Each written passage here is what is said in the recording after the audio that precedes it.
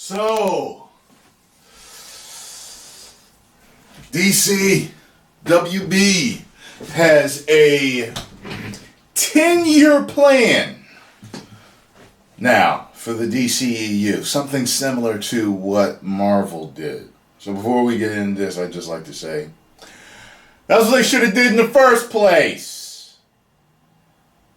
Reason why I say that is because Marvel, why would you try to catch Marvel when Marvel started way before you? I've always said they're Warner Brothers. They're huge. They're the home of huge blockbuster hits. Yet they tried to play catch up with Marvel. Why? Why don't you just play your own game? Even if you followed theirs to a T, if you did it as good or better, no one would care.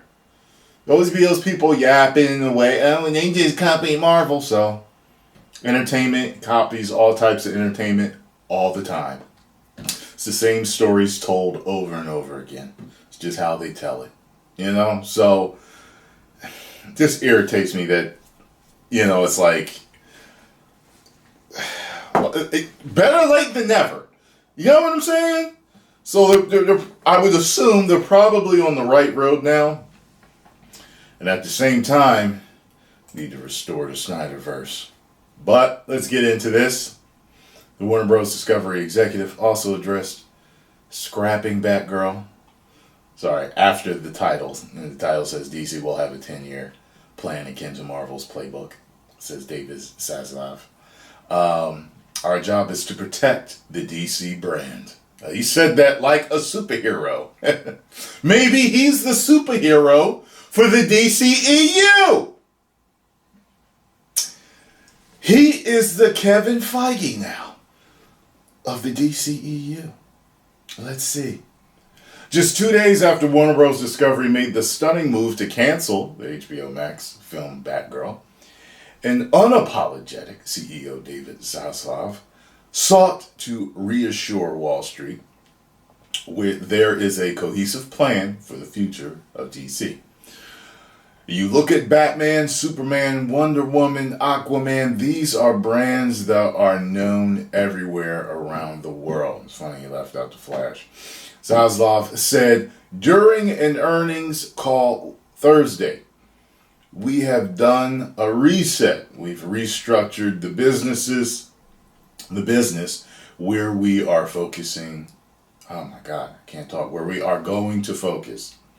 Where there is going to be a team with a 10-year plan focusing on just DC. We believe we can build much more sustainable business. All right. I'm there with your little speech there, sir. DC has long wished to emulate the success of the Disney-owned Marvel Studios, which Kevin Feige, the Feigemeister, that's what I call him in emails and texts, has built into the highest grossing film franchise in history. Zaslav recently brought Feige's former boss, retired Disney film chief Alan Horn, on as an advisor. During the earnings call, Zaslav suggested DC would try to emulate the Marvel playbook. Hey, when you look up to somebody, fact of the matter is, try out their playbook. Find out what made them successful. And you don't have to exactly copy it, but you can emulate. You can imitate, and you can get some shit done. It's very similar to the structure Alan Horn and Bob Iger and Kevin Feige put together very effectively at Disney. We think we can build a much stronger, sustainable growth business out of DC, says Zaslav. I tell you, this name is a tongue twister. Am I pulling it off? I feel like I might be. As part of that, we are going to focus on quality. We are not going to release any film before it's ready. Damn, I like that, man. DC is something we can make better. That's right. Make DC great again. And they're bringing me on to help out. I'm going to be executive producer. Put a little bit of my billions toward it. Got Batman, Superman, great American heroes. Can't forget Wonder Woman. Can't forget Wonder Woman. Strong female. DC has proceeded and stops and starts following the conclusion of Christopher Nolan's defining Dark Knight trilogy. Concluded a decade ago. Wow, 10 years. Holy shit. The studio initially tapped Zack Snyder, the amazing Snyder Man, to oversee its planned universe, which the filmmaker launched in 2013 with Man of Steel. However, Snyder lost the confidence of the studio executive after the divisive 2016 Batman v Superman Dawn of Justice and some of the films, and an ambitious 10-project slate announced in 2014 never came to fruition, including Justice League 2.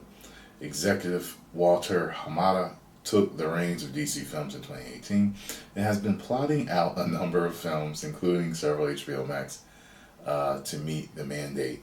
And when Warner Media CEO Jason Kyler, now those plans, did I skip over a word? Whatever. Now those plans are changing once again.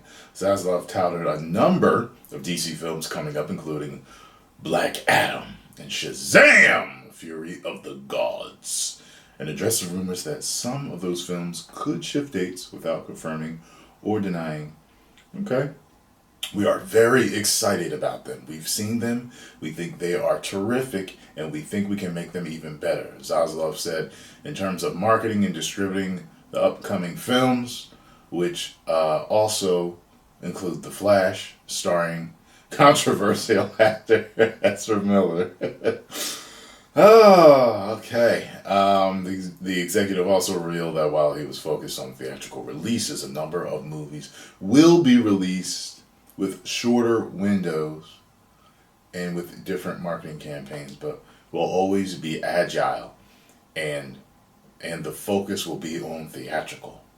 I like the way this man talks. I like it. I like it. What y'all think? I'm gonna give him a shot. I mean, hell, what else choice I got? Ain't like I'm calling no shots, but I'm a, I know I vote with my money by going to see, so I'm willing to give them a shot. They shouldn't have been playing catch up. That drives me nuts that a multi-billion-dollar company was trying, that already is renowned for badass movies, for really good movies, blockbusters, tried to play catch up with Disney and Marvel. They could have just ran their own race and made perfection. Now, we've had some jewels out of those movies, but still, it's ridiculous. Shoot. Post comments down below. Let me know what you think, though. If you enjoyed my take and reaction on this news, make sure you hit the like button, subscribe, and share. What the hell was that?